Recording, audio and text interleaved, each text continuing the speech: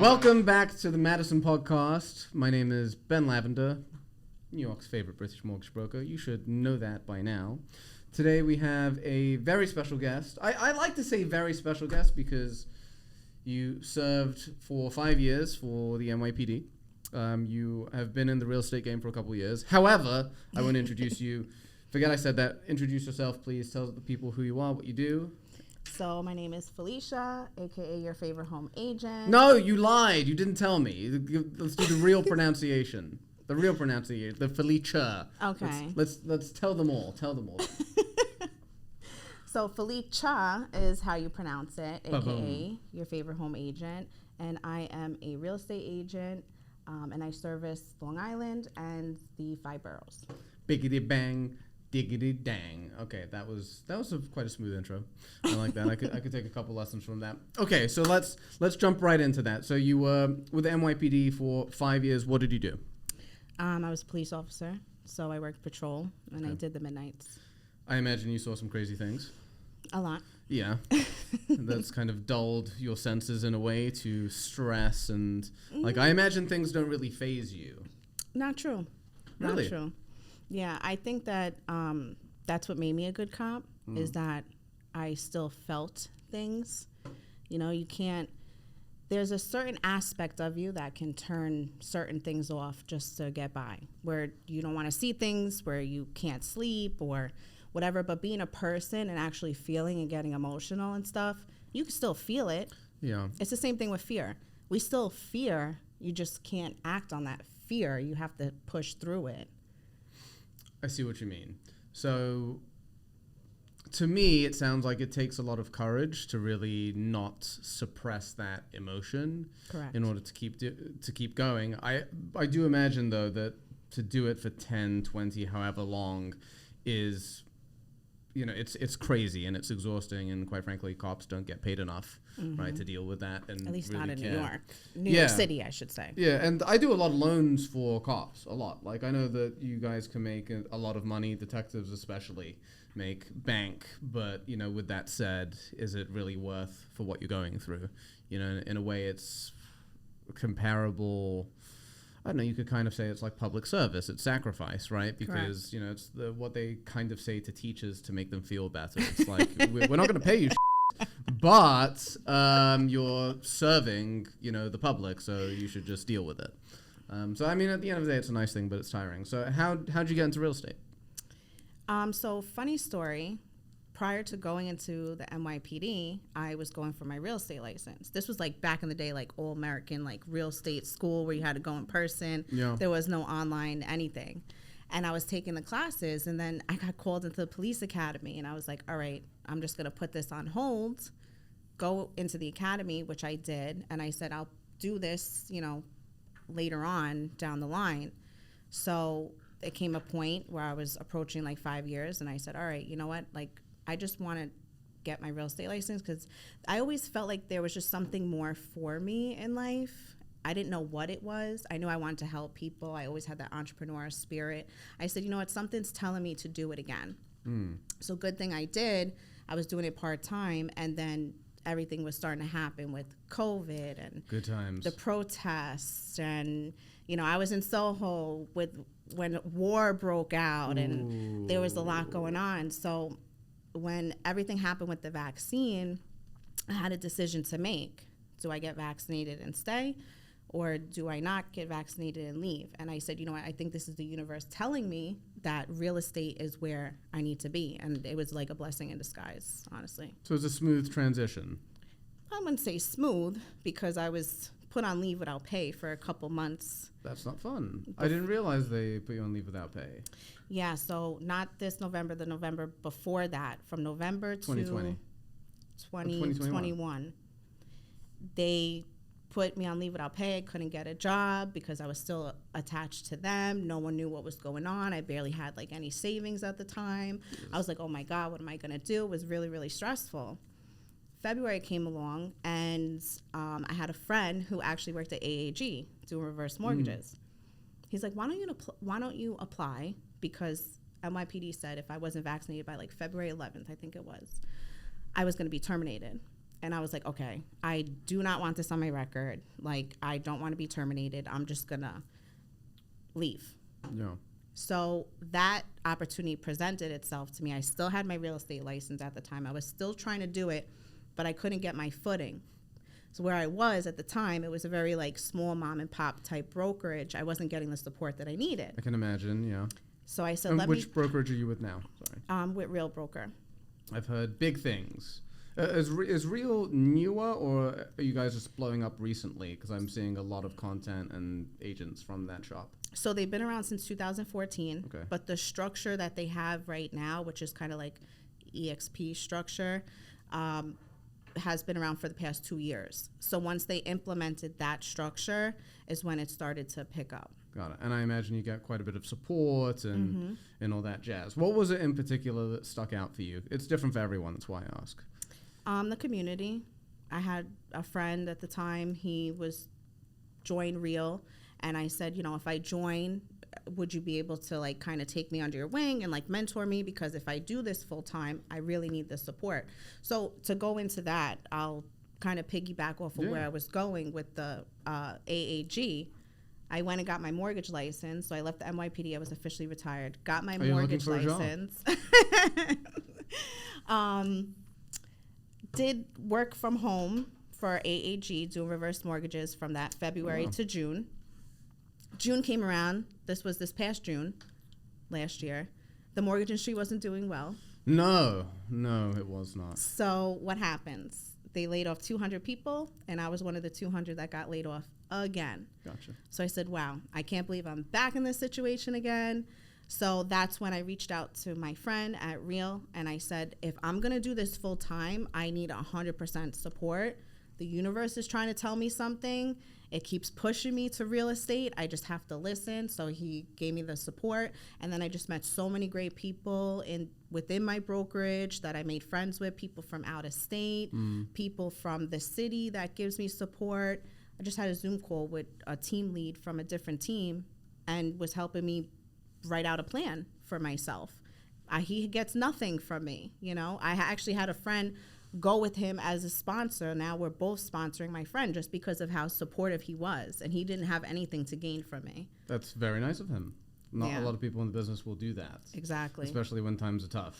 They refuse to help. Yep. And I will always remember that. The people who were there for me at my worst, it's like when I'm at the top, don't try going back. It's funny that you said, I was talking to someone about that yesterday. I think they were, I remember who actually. I won't mention their name. They're saying how, like, when they got into the business, that, you know, friends, family didn't support them. And my counter argument is like, look, I know that you want your friends and family to support you, but at the same time, like, you're new and it's the biggest transaction of their life. You can't really blame them for not really trusting you. And now that person is more well established, they're all reaching out, not necessarily to do business with them, but like to leverage their network and connections and social media and all this stuff. And now the person's like, you weren't really there for me. But I think that's just kind of the way that happens. I mean, did you have a similar experience with friends, family, whoever? So the friend who just got her real estate license that I said I'm sponsoring her with this gentleman that was helping me, she had put her house up for sale. Now, she lives in Westchester County. And she said to me, and me and her met in the academy. We were in the same academy class. Like, we're very, very close. She goes, Felicia, I have something to tell you, and you're not going to be happy about it. And I said, what? So she said that she had listed her house for sale, and she listed it with another agent. Now, was I upset about it? Of course. Did I take it personal? No. Are we still friends? Of course. And now look, she ended up not selling. She changed her mind. Now she got her real estate license. We're still very good friends, but that's life. You cannot take anything personal. We always want to internalize things when people act a certain way.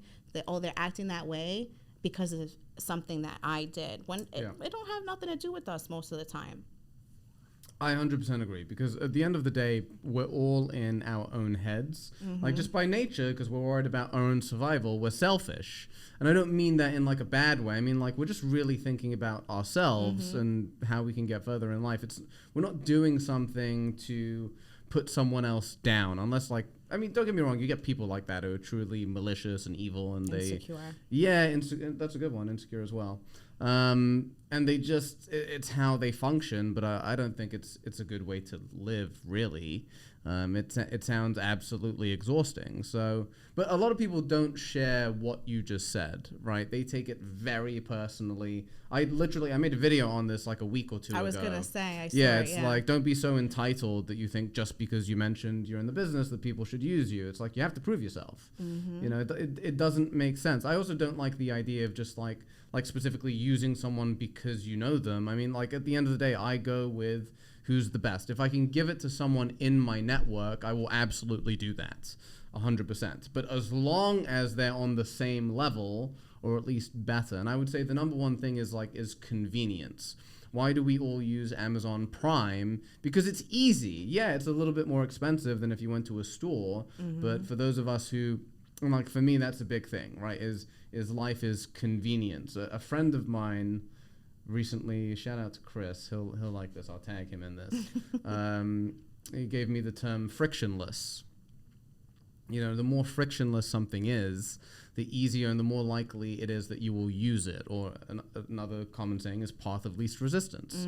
Right? It's like, even when I'm training my team, you know, I'm teaching them how like to get clients to send documentation over, because that's something like, to us, it's very simple, right? Because we deal with W-2s, pay stubs all day. And like when I'm talking to a client, I'm literally walking them through how they're going to get the documents, because they don't know how, right? They're like, I don't know where my tax return is or my W-2 is. It's like, okay, so you can get that from your accountant. I'm sure they emailed it to you. Check your inbox, bank statements. You have online banking. Download that. It's like you have to walk clients through this stuff, because like from an outsider's perspective, when a client or anyone isn't able to do a basic thing like send a pay stub, the common reaction is that person's stupid. The person isn't stupid, right? This person is, you know, is an employed individual making a good living with a decent credit score. They're not dumb, they're just not used to it, right? It's like the same thing. If I tried to do what you did, right, as a police officer with the NYPD, I would be an idiot, right? Because I would have no idea how to do 99% of the things that you were trained to do. But the problem is, most people don't think that way. They're just like, how do I continue going about my day-to-day and get to there as quickly as possible and have this person who's an idiot not bother me? It's just, it's really, it's a selfish way to think, honestly. And at the end of the day, we're here to service our clients well and obviously respect them. But unfortunately, not a lot of people roll that way, especially in the mortgage and the real estate business. I will say this, I do think our businesses do attract a particular type of people that tend to be more negative, more selfish, more arrogant, for sure. And I think the primary reason for that is because to be successful in our business, you have to have a little bit of aggression and shockiness to you. Is that what you've seen over the past few years? It doesn't sound like it, because you've dealt with some very, very nice people, it sounds like. Well, I was going to say, well, you saying that reminds me of the police department. Which, that being told, I think that that's just human nature. No matter what business that you're in, you're going to come across these types of people. Everybody comes from different walks of life, and it shows. Yeah. You know, if you haven't been through life that has humbled you, you're gonna have that arrogance. You're gonna have that entitlement. You're gonna have all those things that you that you just referred to. Yeah. So I do think that comes from life experience, not necessarily the career path, because I could say like a lot of cops are exactly how you just said. Yeah, but again, like, you're dealing with difficult things as a police officer. I mean, you have to be tough. I don't see how you could survive doing that job if you're soft. You have to have a balance. Yeah. For sure. I mean, but I'm also speaking from a woman's perspective. So being soft in certain situations has helped de-escalate a lot of things, where if you have a male cop, that you have egos that are clashing, that is going to be like explosive. But so many times I was able to just I've never had to really put my hands on anybody as a cop. I've always gotten compliance. If anything, maybe a little more than I ever wanted. Yeah. You talk to them like they're human, I imagine. Exactly. And they used to always tell me, even, when we had them locked up in the back or whatever, they'd be like, "Oh, Mr. Officer, like, you're cool, you're chill." And I'm like, all right, like, I'll get you whatever you want as long as you stay like this, like. So it's just all about human behavior, human nature. I think just with real estate and business and dating and life or whatever, if you understand human behavior and how people act, you'll be able to navigate through so many different waters. Your life is much easier when you're able to see things from that person's perspective, right? And you can relate to them more and, most importantly, solve their problem. So that is actually a skill. To me, that's a listening skill that not a lot of people have, especially salespeople. I don't like to say salespeople, but that's kind of what we are. Because when people are buying a home, you really have to read them, okay? Because a lot of people will say things and either lie. When I say lie, I don't mean like intentional lying. I think they're just kind of like beating around an issue. And so I've been doing this for a minute now, a little bit over 10 years, and I've come to a stage where I can just like I can read people, and it's like the example that I give is that I was speaking to a client. This was maybe 2 years ago. Who didn't want to move forward with a house because they were concerned about the cost of the mortgage insurance. Okay, now keep in mind, we already went over the payments a million times, including principal, interest, home insurance, property taxes, and mortgage insurance. The mortgage insurance was the least expensive item after home insurance, okay? They were comfortable with the payment. It wasn't about the mortgage insurance, and I said to the client, like, what's the deal here? Like, do you just are you looking for something? Yeah, like, do you not like want the house, and are you just looking to get out of it? And as a salesperson, I basically talk them out of buying the house, right? Because it's like, if you're not ready to buy it, tell us the reason. And there are different reasons too, because I also think that, like, here's another thing, and to talk about the egos in our business, is that as real estate agents, as loan officers, like, we want to take the credit, like, yeah, we helped them buy this house, or we sold it to them. Like, the house sells itself. Right. 99% of the people who are looking to buy a home are already ready to buy a home. Like, we don't have some magical skill where we're able to push them to buy it. There are different things, right? Like, we can help them as a loan officer. I can help them realize that the payment is more affordable than they had realized, or ways to save on the monthly payment. So I help them in that way. Or as a realtor, you showed them ways to generate income through the property, or you showed them how it's going to decrease their commute by an hour a day. Whatever it is, we can show them these little things that will help us make the sale, but it's not the same thing as like, oh, we're Wolf of Wall Street up in here, and we're selling homes, and we're so skilled. We're like, I think to really think that we're that skilled that's an insane ego. Like, you think that this person has been saving to buy a house for 1 to 5 years, and you're the one that decided that they're buying the house? You're an idiot. You're a freaking idiot, man. Like, people aren't like that, People aren't that trusting of you. We're not that good at what we do. We just happen to be there. We happen to be good at what we do. But I don't think we're that good, right? You think we're that good? I think it comes down to education, because sometimes we might, and especially you as a lender, like, maybe somebody didn't think that buying a house was possible, but you showed them a way that it can be possible. Like, the stigma of 20% down, let's just say that. Ah, my favorite video.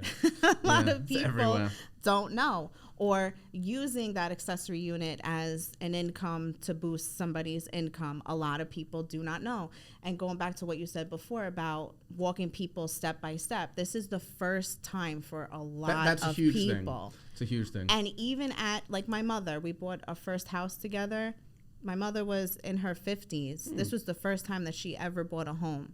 So a lot of people... Not uncommon, by the way, right. In New York. Most 20-year-olds can't afford to buy a house here, let alone 30s. Right. Like, I would say most of my clients are the first-time home buyers. Of course, you get them in their 20s, 30s, but it's people like your mother who are in their 40s and 50s. Kind of normal. So it comes down to education, and that's what's going to build the trust with the client to want to work with you, not because you're skilled enough to sell them the house. Yeah. Like you said, the house sells itself, and they're in a time and place in their life when they're ready, which I also think, and this is a good segue into social media, right? Because your social media content's pretty good. Oh, thank you. Right? So, and that's how we connected, and I would say it's how I form 99% of my connections with people. It's a tool that people can use to get to know you without really getting to know you, right? Today is the first time we're meeting, but you already have an idea of what my personality was like. I imagine that, actually, let me ask you, am I what you expected? Yes. Okay. So, arrogant, crazy lunatic. Awesome. But that's why we connected, because I'm very outgoing as well, and we've had that conversation also. And I think that you have to be your true, authentic self, and we've said it. The people who are not for you are not for you. Like I used to tell some clients too, like, oh, I used to work in the NYPD or whatever, and I used to have people say like, oh, maybe you don't want to tell some people that because they may not want to work with you because you don't know how they feel about cops. And I'm like, well, then those are not my people that I want to work with. Right. That's it. Right.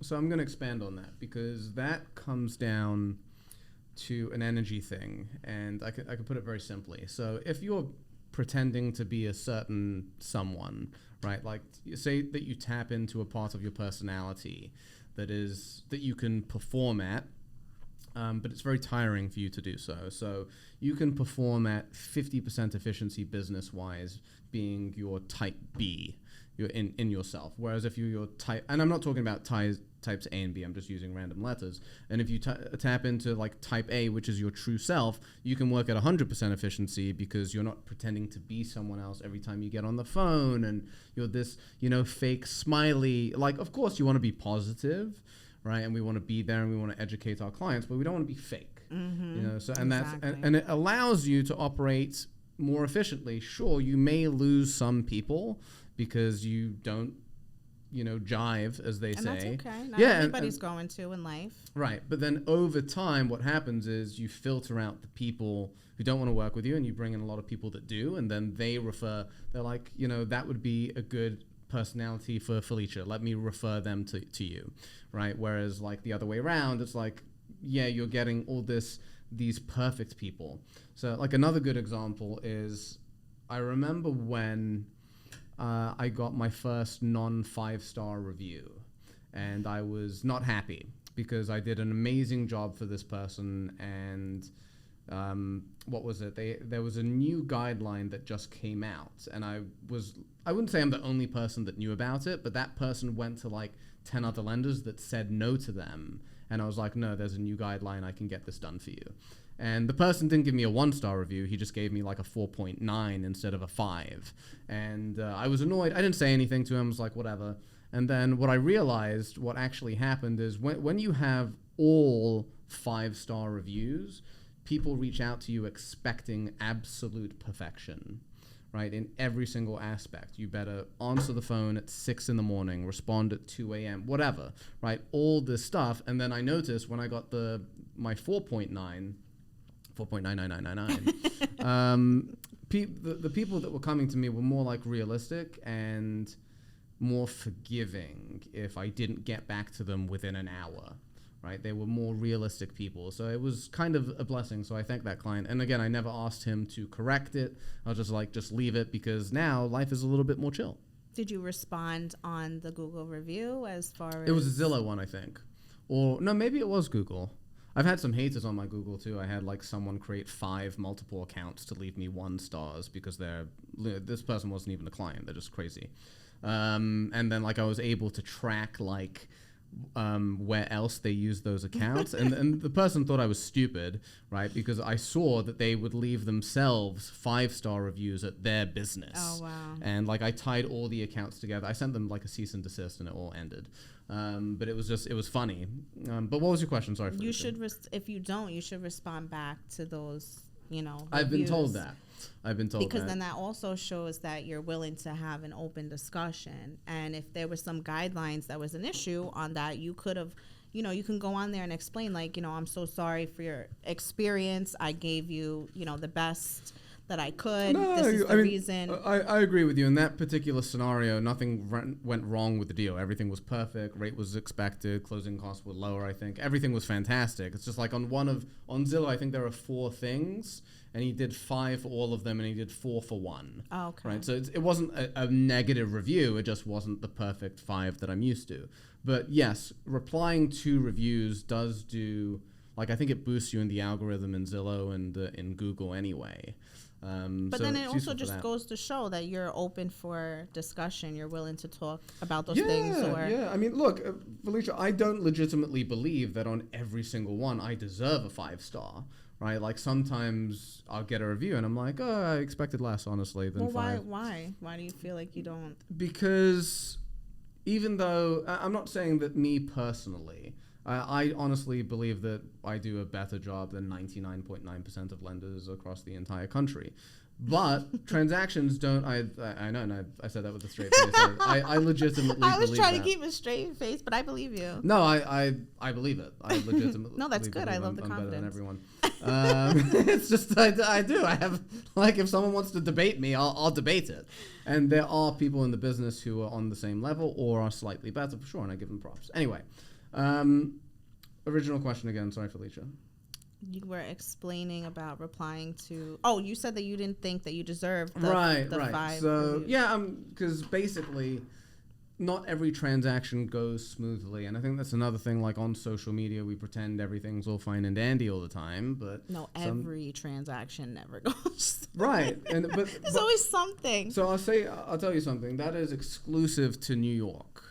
It is. Every time I do a deal out of state, it's so smooth, with the exception of 1 out of 1,000.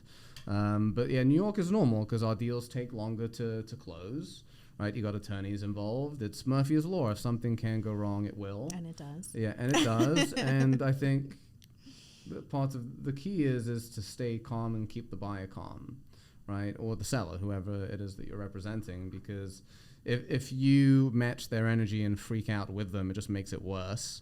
So, yeah, the key is I think, to stay calm. And I imagine as a police officer, that has translated well, or has it not? It has. And just, like, not letting people be discouraged. Like, before I came in here, one of my clients, she keeps getting offers, like, decline, like they're going with different offers, and like you can hear it in their voice, like when they're disappointed, and it's like, don't be discouraged, we're gonna keep trying, this is the plan, we're gonna try this now, going forward, how now you're seeing how the market is, you're testing it out, and sometimes they do need to get a couple offers declined to show them, like, okay, are you ready now, like, can we be a little more serious, gotcha. Here. The market has taught them the lesson, basically. Correct. And sometimes you have to let that happen without discouraging them in the process, and just letting them know, like, step by step. Yeah, how do you do that? It can't be easy. It's not. So one of the things that a lot of agents talk about is buyer consults. And it doesn't have to be where, okay, you call your buyer up and you're like, can you come and meet me for coffee? Because most of the time they're going to be like, no, I'm busy. Or even to get a phone call. Everyone's busy nowadays, right? Do it at the showing, even if it's the first time that you're meeting. Afterwards, get some feedback and then say, okay, this is going to be the steps now going forward. That's a prime example of path of least resistance. That's it, right? Because most agents that I speak to who want to do that, they'll insist, Zoom meeting, 30 to 60 minutes, you better watch my PowerPoint presentation, or you come to my office and we'll do it before we go out. That's literally, I think that's very, very valuable. Very valuable. Yeah, it's small, but like those small efficiencies is what separates average from the great. Well, thank you. I try, and it's just time is of the essence, right? In everything. So when you have a person, take advantage of it at that point in time when you have their attention. Yep. Give them a buyer's guide. Okay, if you have any questions about anything in that, you can reach back out to me afterwards. Same thing, like I said, with the offers. We're in a seller's market. There's a lot of buyers right now that are having a hard time getting offers accepted, finding houses. But you have to just make sure that they're not discouraged. And it's like, okay, like we were maybe going a little under the the price point, now we have to go at least at asking or above. Then they start to inch a little bit and they say, okay, I can give a little bit more, I can give a little bit more. And it's like, now you're seeing, right? I love when there's an open house line outside because I'm like, you see? Yeah. Don't play. Don't come in at asking or slightly under. Like we can't in this market right now. I mean, obviously it depends if a house is on the market for a while for whatever reason and whatnot. But if it's a good house and it's move-in ready, don't play. Put your seatbelts. Right. Yeah, and gung-ho, be ready. So I bought a new car recently, and I've been, to give you perspective, literally looking for 2 years. I'm not exaggerating. And I was looking for what kind of car? Right, it's a Benz, a fast one. Okay, fancy. Yeah. Congrats. So thank you very much. So I had a different car in mind, truth be told, but this was an incredible, it was like, had all the options that I wanted, and I inquired about it, and the dealer was like, someone bought it already, sorry. They called me back a week later, and they're like, that person, their financing failed, blah, blah, blah. And I was like, okay, I'm putting a deposit down right now. Take my deposit, take my card, and just be done. Because I was like, the market had taught me a lesson, because I already, I tried to negotiate on a few other cars that I had seen, and I screwed up big time. And even though I didn't get the exact one that I wanted, the one that I got I'm very happy with once it gets here in next week. I don't know, it's coming from Texas. And I don't regret it whatsoever. I'm happy, it's coming. But again, the lesson is that the market taught me. And if I didn't hesitate, I would have got the one I originally wanted, and everything would have been fine. So it happens to all of us. Well, that's life in general. We can't, when there's friction in certain things, that's why I say I let the universe decide a lot, especially with my career path. I had let the universe decide. Yeah. It's when you try to You went through 3 in a short period of time. When you try to go against it is when you're going to have problems. Things are not going to feel right. Bad energy is going to come because you're going against what the universe has for you, what's already mapped out for you. Just got to pay attention to it.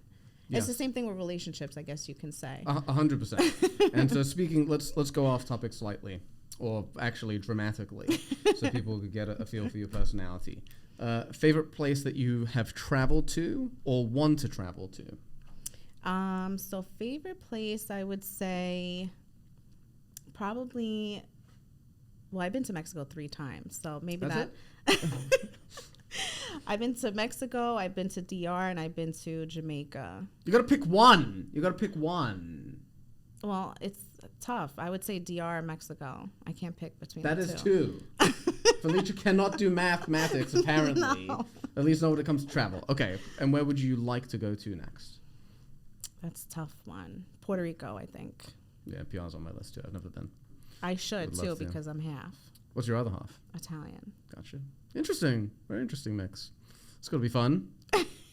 Family events have to be interesting. I get 2 reactions with that. Really? One is the one that you gave, oh, that's nice, very fun. And the other one's oof.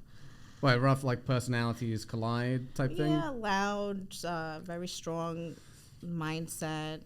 Both sides. Take no Yeah, but I think that's, you can clash, but it's also nice that the energies match.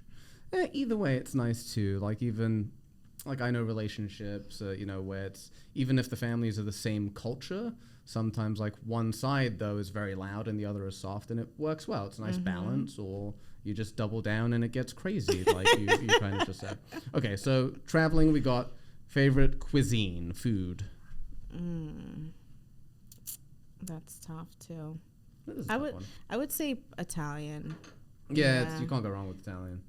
Yeah. Especially my family sauce. Okay, so does your family know that you prefer your Italian side food-wise versus Puerto Rican? Well, I didn't say prefer. You said favorite. I'm just You're not going to catch there. I'm trying to start some drama. I failed. Okay. There's enough drama in my family. We don't need any more. Okay. And final one. Favorite movie or TV show? God. Or book, if you're a book person. All right. So my favorite book actually is Never Split the Difference. That is Chris Voss? Yes. And an old school one, Tuesdays with Maury. Have not read, but I have heard of. Good one. Yeah, I can name a whole bunch. I break the rules. So you say one, I say two. As say you should. three, I say I've four. noticed. I've noticed you are just a rebel, and we cannot contain you in our podcast. Okay, cool. So we are basically out of time. However, is there anything that we didn't cover that you would like to go over? Any tips for home buyers, sellers, anything that pissed you off that you don't want people to do or repeat and annoy you? Anything? No, I think I would just say, just be kind, be humble. It's going to come back to you tenfold. Treat people with respect. And that should be of everybody, no matter what business you're in. I agree. It's just easier said than done. And New Yorkers tend to have quite an ego and be very direct. But I also think there's a good side to it because it's also efficient and people don't dilly-dally and waste time. I will say something, though, something interesting, and I think I saw a video on it this morning, that I noticed that a lot of, most of my clients tend to be couples or single women that buy homes. Rarely get single men, right? Anytime single men do, there's typically a woman pushing them to buy. That woman is either their, girlfriend, fiance, whatever, or their mother who pushes them to buy. Very rarely do you get single men. And I found that, and, I guess as a man, I can talk shit about men, which is not my goal here, but men tend to, when it comes to home buying, be a little bit more devious and cunning. And what's quite funny is that 99% of it's a complete waste of time. Like, they think they're doing something, I'm trying to get a deal here. And I'm just yeah, that's not going to work. You're just wasting not just my time and the agent's time, but you're wasting your own time, and you really want this house. But it happens. That's a whole other topic, yeah. A podcast that we'll have to do. Which I will come to yours. Generation. I just invited myself onto Felicha's podcast, yes, which is actually, that's the opportunity. Let's end with that. Promote the show, and I will come onto your show. Well, first of all, thank you for having me on your podcast. Absolutely. And yes, my real estate war stories you can find on YouTube under my name, Felicha Rosado. Or you can go to my Instagram, Your Favorite Home Agent. Would love to have you come on and share your real estate war story. You must have a lot. Millions. Exactly. Yeah, you'll hate it, but it'll be fun. So yeah, get your best war story and bring it. I'm ready. Felicha, thank you so much. Thank you. Thank you.